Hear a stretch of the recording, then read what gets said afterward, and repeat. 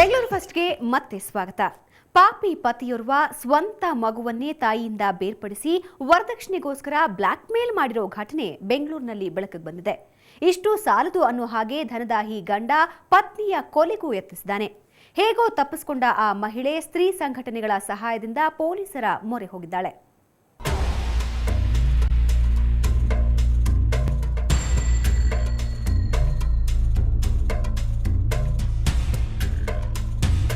ಹೀಗೆ ಭಯಗ್ರಸ್ತಳಾಗಿ ನಿಂತಿರುವ ಗೃಹಿಣಿಯ ಹೆಸರು ಪುಷ್ಪ. ಚಾಮರಾಜನಗರದ ಈಕೆಗೆ 7 ವರ್ಷದ ಹಿಂದೆ ಬೆಂಗಳೂರಿನ ಪಾಪಯ್ಯ ಗಾರ್ಡನ್ ನಿವಾಸಿ ಮಹೇಶ್ ಜೊತೆ ಮದುವೆಯಾಗಿತ್ತು. ಹೊಸದರಲ್ಲಿ ಎಲ್ಲ ಚೆನ್ನಾಗಿಯೇ ಇತ್ತು. 2 ಮಕ್ಕಳು ಆದವು. ಅಷ್ಟೊತ್ತಿಗೆ ಪುಷ್ಪಾಳ ಪತಿ ಮಹೇಶ್ ತಲೆಗೆ ದನಪಿಶಾಚಿ ಹೊಕ್ಕಿತ್ತು. ದಿನವೂ ವರದಕ್ಷಿಣೆ ತರುವಂತೆ ಪೀಡಿಸಲಾರಂಭಿಸಿದ್ದ. ಒಂದಿನ ಮೊದಲ ಮಗುವನ್ನು ಹೊತ್ತೈದು ಹಣ ತಂದರೆ ಮಾತ್ರ ಮಗುವಿನ ದರ್ಶನ ಅಂತ ಬ್ಲ್ಯಾಕ್ ಮೇಲ್ ಶುರುವಿಟ್ಟ. ನನ್ನ ಮಗ ಬೇಕು ಅಂತ ನಾನು ಕೇಳಿದೆ. ಹೊತ್ಕ ವರದಕ್ಷಿಣೆ ನೀನು 3 ಲಕ್ಷ 4 ಲಕ್ಷ ದುಡ್ಡು ಕೊಡು, ನಿನ್ನ ಮಗ ಕೊಡ್ತೀನಿ ಅಂತಂದ. ನಾನು ಎಲ್ಲಿಂದ ತಂದುಕೊಳ್ಳಿ, ಹಳ್ಳಿಯಿಂದ ದುಡ್ಡು ಅಂತ ನಾನು ಅಂದದ್ಕ ನಮ್ಮ ಅಕ್ಕನಿಗೆ ಒಂದು ಸೈಟ್ ಕೊಟ್ಟು 20 ಲಕ್ಷ ರೂಪಾಯಿ ಕೊಟ್ಟು ನಾನು ಮನೆ ಕಟ್ಕೊಟ್ಟಿದ್ದೀನಿ. ನೀನು ಅದನ್ನು 20 ಲಕ್ಷ ರೂಪಾಯಿ ತಂದ್ರೆ ನಾನು ಕೊಡ್ತೀನಿ, ಇದು ಮಗ ಕೊಡ್ತೀನಿ ಅಂತ ಹೇಳಿದೆ. ಮಹೇಶ್ ಮಗುವನ್ನು ಹೊತ್ತೈದು 6 ವರ್ಷವಾಗಿದೆ. ಇಷ್ಟು ಸುದೀರ್ಘ ಅವಧಿಯಲ್ಲಿ ಪುಷ್ಪ ತನ್ನ ಮಗುವನ್ನು ನೋಡಿರೋದು 2 ಬಾರಿ. ಆದರೂ ಪತಿಯೇ ಪರದೈವ ಅಂದ್ಕೊಂಡು ಜೀವನ ಮಾಡ್ತಿದ್ದ ಪುಷ್ಪಾಳಿಗೆ ಕಳೆದ ರಾತ್ರಿ ಶಾಕ್ ಆದಿತ್ತು. ದನಪಿಶಾಚಿ ಗಂಡ ನಿನ್ನೆ ರಾತ್ರಿ ಏಕಾಏಕಿ ಪುಷ್ಪಾಳ ಕೊಲೆಗೆ ಯತ್ನಿಸಿದ್ದಾನೆ. ಅದೇಗೋ ತಪ್ಪಿಸಿಕೊಂಡ ಪುಷ್ಪ ಮಹಿಳಾ ಸಂಘಟನೆ ಆಶ್ರಯ ಪಡೆದುಕೊಂಡಿದ್ದಾಳೆ. ಪಾಪಿ ಪತಿ ವಿರುದ್ಧ ಕಾಮಾಕ್ಷಿ ಪಾಳ್ಯ ಪೊಲೀಸರಿಗೆ ದೂರು ಕೊಟ್ಟಿದ್ದಾಳೆ. ನನ್ನ ತಂಗಿ ನನ್ನ ಮಗು ನೋಡಬೇಕು, ನನ್ನ ಎತ್ತರ ಮಗು ನಾನು ನೋಡಬೇಕು ಅಂತಂದರೆ ನೀನು 3 ಲಕ್ಷ ರೂಪಾಯಿ ತಗೊಂಬ, 100 ಗ್ರಾಮ್ ಚಿನ್ನ ತಗೊಂಬ, ಇಲ್ಲ ಅಂದರೆ ನಿನ್ನ ಮಗು ನೋಡಲ್ಲ, ನೀನು ಸಾಯಿಸ್ತೀನಿ, ಮಗು ಮಾತಾ ಕೇಳಿದ್ರೆ ನಿನ್ನ ಕೊಲೆ ಮಾಡ್ತೀನಿ, ಅಷ್ಟೇ, ನಿನ್ನ ಕೊಲೆನೇ ಮಾಡ್ತೀನಿ ಅಂದ್ಬಿಟ್ಟು ಇವಳು ಹಳ್ಳಿ ಸಂಪ್ರದಾಯಕ್ಕೆ ಎದುರಿ ನನ್ನ ತಂಗಿ ಮುಚ್ಚಾಕೊಂಡು ಒಟ್ಟಿನಲ್ಲಿ ದನಪಿಶಾಚಿ ಗಂಡನಿಂದ ಕರುಳ ಬಳ್ಳಿಯಿಂದಲೂ ದೂರಾದ ಪುಷ್ಪ ಈಗ ಜೀವ ಭಯದಲ್ಲಿದ್ದಾಳೆ. ಪೊಲೀಸರು ಈಕೆಗೆ ನ್ಯಾಯ ಕೊಡಿಸ್ತಾರಾ ಕಾದು ನೋಡಬೇಕು. ರವಿಕುಮಾರ್, ಕ್ರೈಮ್ ಬ್ಯೂರೋ, ಸುವರ್ಣ ನ್ಯೂಸ್ 24/7 ಬೆಂಗಳೂರು. ಆತ ದುಡಿಲೇಬೇಕು ಅನ್ನೋ ಹಠದಿಂದ ಹಳ್ಳಿ ತೊರೆದ. ಬೆಂಗಳೂರಿನ ಪ್ರತಿಷ್ಠಿತ ವಸತಿ ಶಾಲೆಯಲ್ಲಿ ಅಡುಗೆ ಭಟ್ನಾಗಿ ಸೇರ್ಕೊಂಡ. ಬದುಕು ಇನ್ನೇನು ಸ್ವಲ್ಪ ಸುಧಾರಿಸ್ತಿದೆ ಅನ್ನುವಾಗಲೇ ಜವರಾಯ ಆತನ ಕೊರಳಿಗೆ ಪಾಶ ಬೀಸಿದ್ದಾನೆ. ಸಾವು ಬದುಕಿನ ನಡುವೆ ಹೋರಾಡ್ತಾ ಇರೋ ಕರುಳ ಕುಡಿಯನ್ನ ರಕ್ಷಿಸಿಕೊಳ್ಳೋದಕ್ಕೆ ಹೆತ್ತವರು ಹೆಣಗಾಡ್ತಿದ್ದಾರೆ.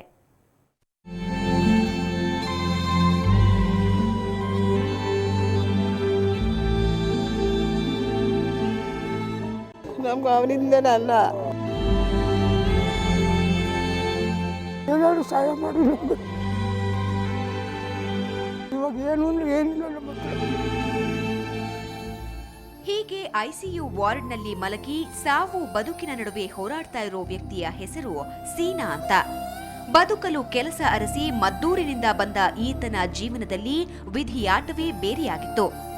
ಜನವರಿ 17ರ ರಾತ್ರಿ ಕೆಲಸ ಮುಗಿಸಿ ಹೋಗ್ತಿದ್ದಾಗ ಉದಯರಂಗ ಕಂಪನಿಗೆ ಸೇರಿದ ಬಸ್ ಒಂದು ಡಿಕ್ಕಿ ಹೊಡೆದಿದೆ. ನಂತರ ಗುರುಕುಲದವರು ಬಿಜಿಎಸ್ ಆಸ್ಪತ್ರೆಗೆ ಸೇರಿಸಿದ್ದಾರೆ.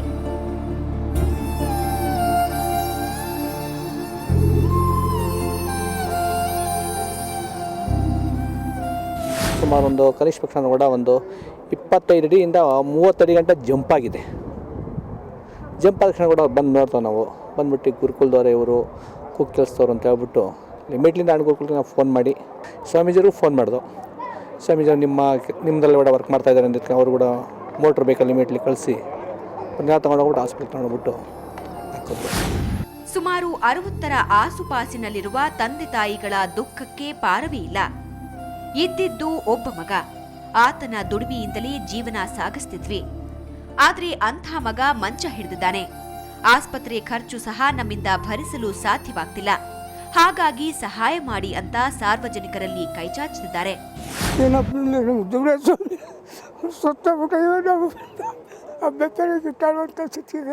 ಅವರಿಂದ ನಮ್ಮ ಅಣ್ಣ ಅವನೊಬ್ಬನೇ ಮಗ. ನಮಗೆ ಇವಾಗ ನಾವು ಬೇಕಾದೊಳಗೆ ಗಿಟ್ಟಾಡ್ಕೊಂಡು ನಿಂತಿರುವಂಥ ಸ್ಥಿತಿ ಆಗುತ್ತೆ. ನಮ್ಮದು ಏನಾದರೂ ಸಹಾಯ ಮಾಡಿ ನಮಗೆ ಅನ್ನಕ್ಕೆ ದಾರಿ ಮಾಡುವಂಥ ಸ್ಥಿತಿ ಮಾಡಬೇಕು ಸ್ವಾಮಿ ನಮಗೆ.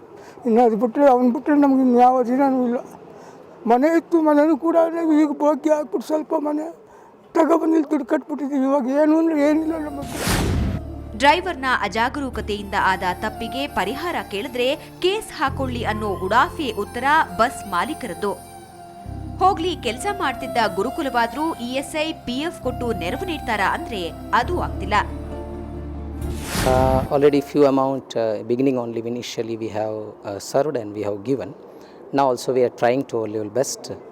There is possibility from our staff or any our well-wishers.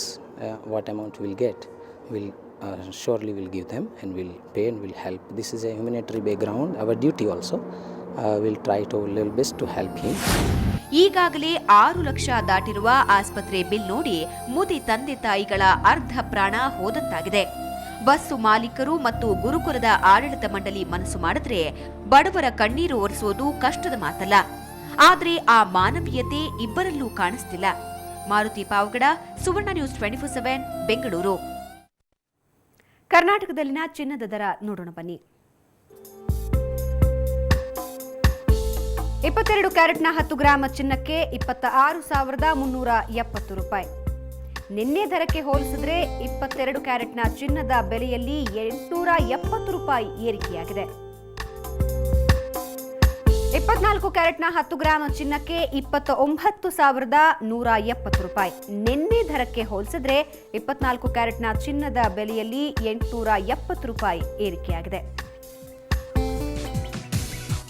ಇನ್ನು ಹಲವಾರು ಸುದ್ದಿಗಳು ಕಾಯ್ತಿವೆ. ಅದಕ್ಕೂ ಮುಂಚೆ ಒಂದು ಪುಟ್ಟ ಬ್ರೇಕ್.